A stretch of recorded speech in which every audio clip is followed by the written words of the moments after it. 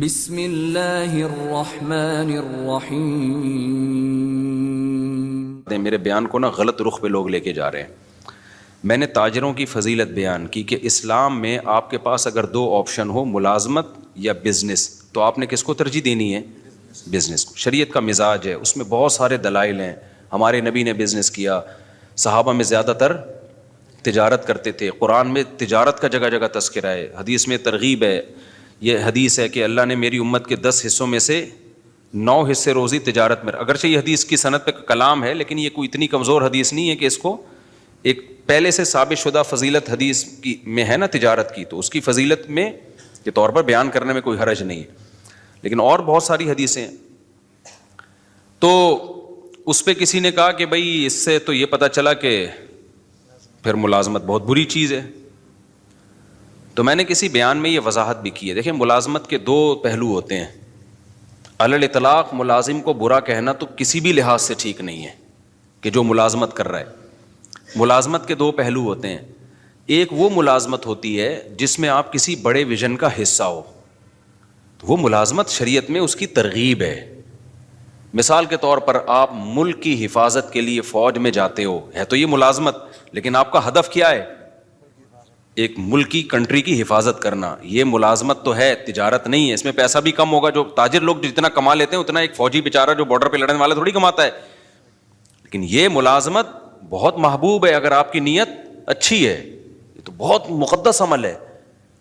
اسی طرح آپ کسی یونیورسٹی میں ٹیچر ہو، آپ کہتے ہو یار میں ٹیچنگ کے شعبے میں جاؤں گا، کیونکہ جو لوگ آپ کے پاس آئیں گے وہ بات ٹیچر کی سنتے ہیں، تو اچھا ٹیچر سوسائٹی کو ملے گا تو اچھی معلومات دنیا میں پھیلیں گی۔ تو ٹیچنگ کا شعبہ کیا ہے؟ ایک مقدس ہے، بشرطے کہ جو پڑھا رہا ہو وہ ٹھیک چیز پڑھا رہا ہو، وہ مفید چیز پڑھا رہا ہو۔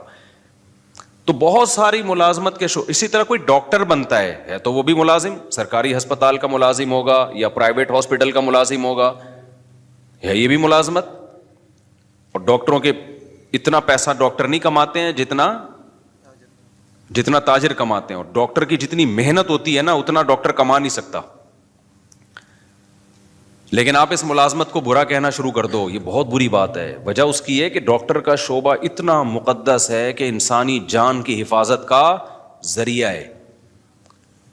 ہاں ایک ملازمت وہ ہے جس میں آپ کسی کی جاب کر رہے ہو، آپ کو ایک مخصوص تنخواہ مل رہی ہے، فائدہ کمپنی کو ہو رہا ہے، اور کمپنی بھی انسانیت کو کوئی بڑا فائدہ نہیں پہنچا رہی ہے۔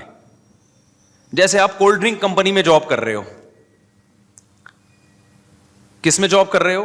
کولڈ ڈرنک کی کمپنی ہے، اس میں آپ جاب کر رہے ہیں، تو آپ کو ایک مخصوص تنخواہ مل رہی ہے، آپ نے چاپلوسی بھی کر رہے ہو باس کی، اور آپ مکھن بھی لگا رہے ہو، اور ڈانٹ بھی پڑ رہی ہے، گالیاں بھی مل رہی ہیں۔ فائدہ کون اٹھا رہا ہے؟ کمپنی۔ اٹھا لے فائدہ، کوئی مسئلہ نہیں ہے، لیکن انسانیت کو کیا دے رہی ہے وہ فائدہ اٹھا کے؟ کچھ بھی نہیں دے رہی۔ شوگر کے مریض بنا رہی ہے، لوگوں کا ویٹ کیا کر رہی ہے؟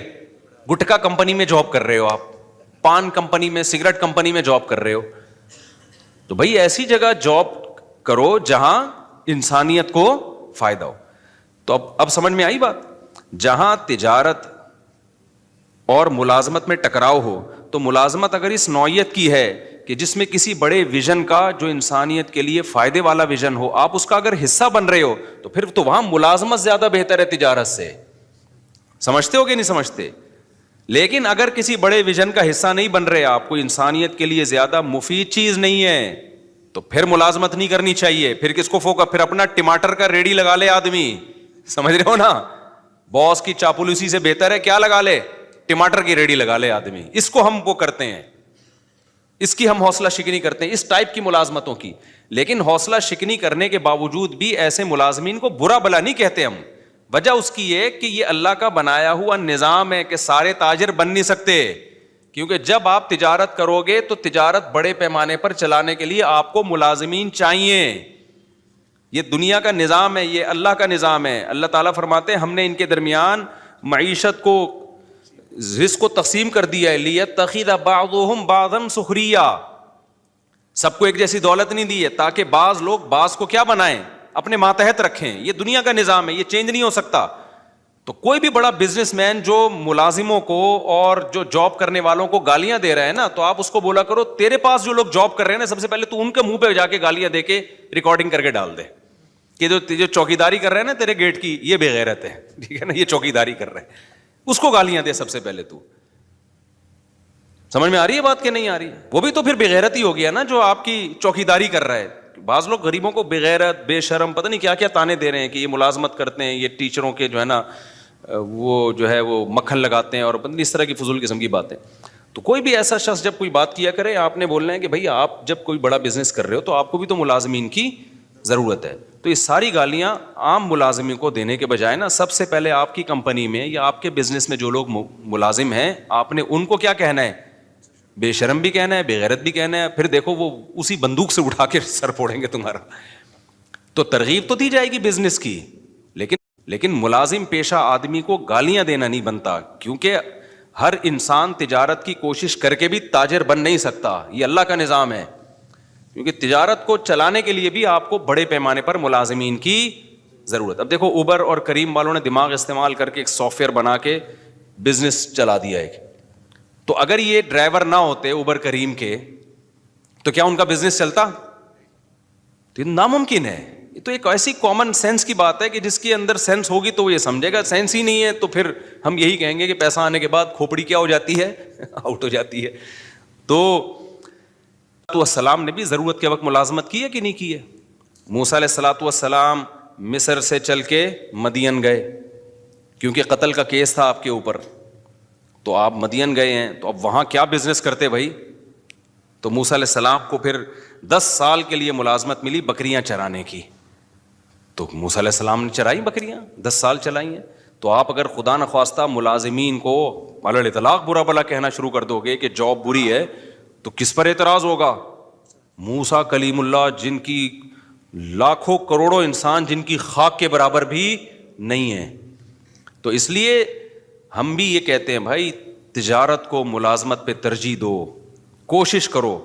لیکن اگر نہیں ہو پا رہا ہے, یہ ہر ایک میں نہیں ہو پائے گا یہ, تو جو ہو دنیا کو مسافر خانہ سمجھ کے بولو گزارا چلاؤ, کوئی بات نہیں یار.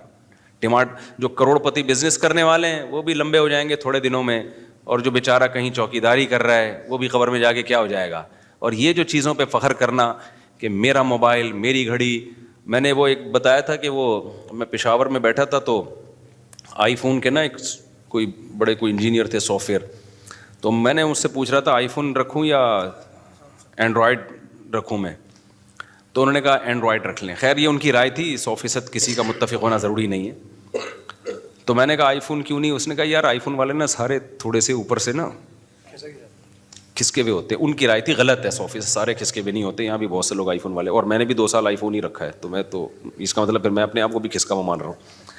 تو انہوں نے کہا آپ دیکھو مفتی صاحب جتنے بھی آئی فون والے ہوں گے نا, یہاں انہوں نے 3 کیمرے یوں کر کے رکھے ہوئے ہوں گے بتانے کے لیے کہ ہمارے پاس کیا ہے, آئی فون.